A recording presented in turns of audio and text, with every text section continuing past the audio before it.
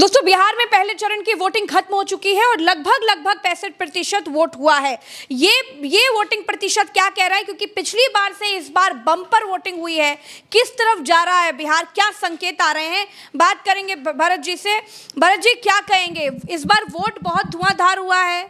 देखिए प्रज्ञा जी, वोट भयंकर हुआ है, मतदान भयंकर हुआ है और जिस भी राज्य में हमने ये देखा है प्रज्ञा जी कि वोटिंग प्रतिशत बढ़ा है, उस राज्य में सत्ता परिवर्तन हमें देखने को मिली है। 2024 का आप लोकसभा चुनाव उठाकर देख लीजिए, उत्तर प्रदेश में भयंकर मतदान हुआ, मामला एकदम उलट गया। बिहार के भीतर प्रज्ञा जी सबसे बड़ा जादू क्या है, मैजिक क्या है, जिस पर किसी की नजर नहीं गई है प्रज्ञा जी। सबसे बड़ा मैजिक ये है कि एसआईआर के बाद लोगों के नाम काटे गए, नाम कट गए, वोटर कम हो गए, वोटर कम हुए और वोटिंग प्रतिशत ये बूम कर गया। ये प्रज्ञा जी, वोटर कम हो गए जी और वोटिंग प्रतिशत बूम कर गया। यानी राज्य में वोटर कम हो गए पिछली बार की तुलना में, 2020 की तुलना में। 2020 में 57% वोटिंग हुई थी और इस बार जो वोट प्रतिशत बढ़ा है, लगभग 65% के आसपास जाएगा। सवेरे अखबार में आएगा तब मालूम चलेगा, अभी मालूम नहीं चलेगा। अभी लगभग में आंकड़ा ही आ रहा है 65% के आसपास जाएगा। अगर 64%, 63-64-65% के आसपास रहेगा।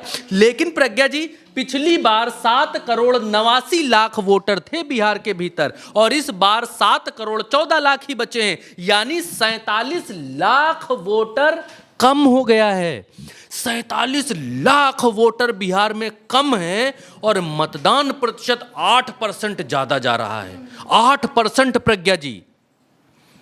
पिछली बार 26 या 36%, मयंक कितना था? 36% था शायद मतदान। इन लोगों को वोट कितना मिला था? 36। पिछली बार 36% दोनों को वोट आया था, महागठबंधन को। और अब ध्यान से सुनिएगा, एक मिनट, जो मैं समझा रहा हूं ध्यान से सुनिएगा तो समझ में आ जाएगा आपको कि मैं क्या करूं। पिछली बार 36% वोट आया था प्रज्ञा जी और सिर्फ 12,000 वोटों से, ओनली 12,000 वोटों से तेजस्वी यादव की सरकार बनने से रह गई थी। नोट करिए इस बात को। पिछली बार बिहार में जो वोटर था वो वोटर था 7,89,00,000, यानी इस बार से 47 लाख ज्यादा। एसआईआर में नाम 47 लाख लोगों के काट दिए गए। इस बार वोटर रह गए 7,14,00,000 और वोटिंग प्रतिशत 8% बूम कर गया प्रज्ञा जी। तो ये किधर जा रहा है? तो फिर ये वोट किधर गया? ये जो वोट बूम करके जा रहा है, वोट कम हुए, वोट प्रतिशत बढ़ा और पिछली बार 26 पर दोनों गठबंधन आ गए थे, तो ये 8% जाकर किसकी तरफ जुड़ रहा है प्रज्ञा जी? जिसकी तरफ भी 8% जुड़ रहा है उसके तो वारे न्यारे हो जाएंगे प्रज्ञा जी।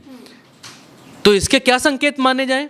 इसके क्या संकेत माने जाएं कि नीतीश कुमार बहुत तेजी से ऊपर गए या तेजस्वी यादव बहुत तेजी से ऊपर गए? इसके क्या माने जाएं कि किसी एक पार्टी की बहुमत आ रहा है बिहार में क्या?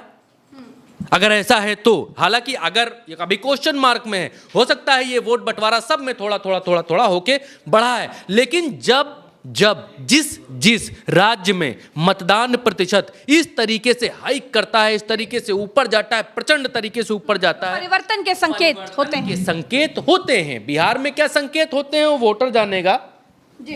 बिहार में क्या संकेत आता है, लेकिन एक संकेत यहां हमारे पास आया है प्रज्ञा जी। उस संकेत से आप बाकी के संकेत का अगर आप अनुमान लगाना चाहें तो लगा सकते हैं, मर्जी आपकी है। मैं कोई प्रेशर नहीं कर रहा किसी के ऊपर कि कोई इससे अनुमान लगाए, लेकिन भारतीय जनता पार्टी के डिप्टी सीएम की हालात ये है। इधर से आइए, दिखाइए।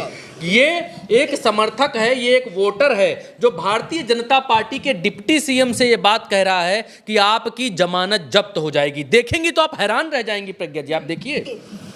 जमानत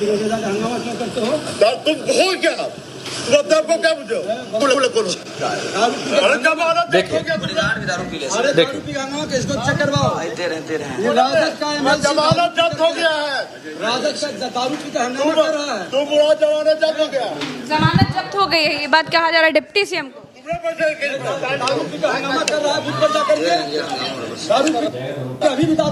और बड़ी बिहार में तो दारू बैन है भरत। बिहार में शराब बैन है और बड़ी शर्मनाक स्थिति है कि डिप्टी सीएम से एक आदमी, डिप्टी सीएम कह रहे हैं तुम दारू पिए हो, वो सामने वाला आदमी कह रहा तुम्हारी जमानत जब्त हो जाएगी, तुम्हारी, समझे, तुम्हारी जमानत जब्त। तुम डिप्टी सीएम हो यार, तुमने पिछले सालों में क्या राज किया है जो तुम्हारे सामने आकर, अगर वो व्यक्ति दारू पिए भी है तो भी, अगर जो आदमी होश में नहीं है, बेहोश है, वो भी ये बात कह रहा तुम्हारी जमानत जब्त है, वो भी ये बात कह रहा, और वो आदमी दारू भी पिए है, तो क्यों? तुम्हारी तो सरकार है, तुम लोगों ने तो दारू बैन कर रखी है यार, फिर तुम्हारे मुंह पर आदमी आकर दारू पीकर तुम्ही से कह रहा है तुम्हारी जमानत जब्त है। मतलब क्या शर्मनाक स्थिति होगी, क्या शर्मनाक स्थिति होगी, क्या कर्म विहीनता वाली स्थिति होगी प्रज्ञा जी, आप इस बात का अंदाजा नहीं लगा सकती किस कैसी कैसी कैसी स्थिति होगी, मैं बता नहीं सकता आपको। एक और बात, भीड़ आगे आ रही है, आप ये डिप्टी सीएम है, ये डिप्टी सीएम है, धरना पर बैठेंगे, कह रहे गांव में हमको लोग घुसने नहीं दे रहा। देखिए प्रशासन यहाँ का एसपी इतना कमजोर कायर है, आके बूथ पर कहता है कि शांतिपूर्ण, जब उम्मीदवार को उप मुख्यमंत्री को घुसने नहीं दे रहा है गांव में, सारा गाड़ी पर पत्थर और गोबर फेंका है। सर क्या हुआ था गाड़ी? मैं इसी गांव में, देखिए आप, भीड़ आगे आ रही है, बाप रे बाप, ये डिप्टी सीएम कह रहे हैं कि सब लोग हमारे ऊपर जो है, हमको गांव में नहीं घुसने दे रहे। तो खैर मतलब थोड़ा हंसी आ जाती है, लेकिन भारतीय जनता पार्टी की हालत क्या है आप इस बात से समझ सकती हैं, और ये वोट प्रतिशत, मतदान प्रतिशत क्या कह रहा है आप खुद अंदाजा लगाइए। आप भरत यादव की मत मानिए, आप प्रज्ञा मिश्रा जी की मत मानिए, आप सम्राट चौधरी ने कह दिया कि 100 सीटें जीत रहे हैं।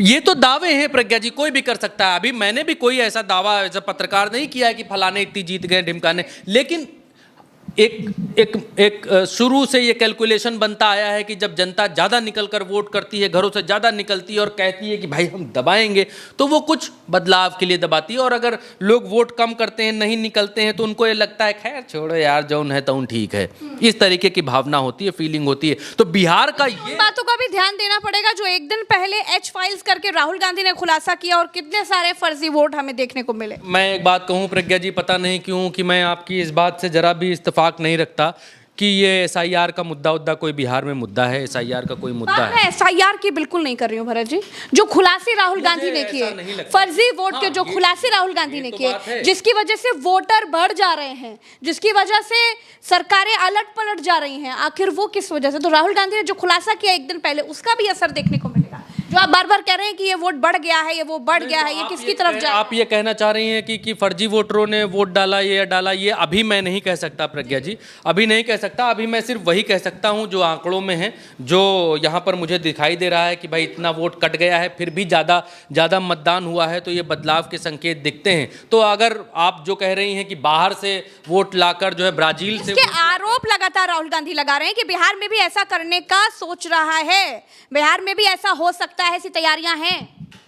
अब उस पर मैं कुछ नहीं कह सकता प्रज्ञा जी, मैं इस पर कुछ नहीं कह सकता कि बाहर से आकर कोई कुछ किया है कि नहीं किया है, क्योंकि मुझे ऐसी कोई जानकारी नहीं है। हाँ, राहुल गांधी ने कल जो बताया वो शॉकिंग है, वो शॉकिंग है कि उन्होंने कहा कि वहाँ का चुनाव, हरियाणा का चुनाव चोरी कर लिया गया, बाहर से जो है 5 लाख वोट लाकर 25 लाख वोट जो है चोरी किए गए, 25 लाख वोट जो है वो संशय के घेरे में हैं, और 1 लाख वोट से वो हारे, और 5 लाख वोट जो है ऐसा हुआ। तो वो अलग बात है, लेकिन बिहार की जो आज की स्थिति है उस पर मैं बता रहा हूँ प्रज्ञा जी, मैं उतना बता सकता हूँ अभी।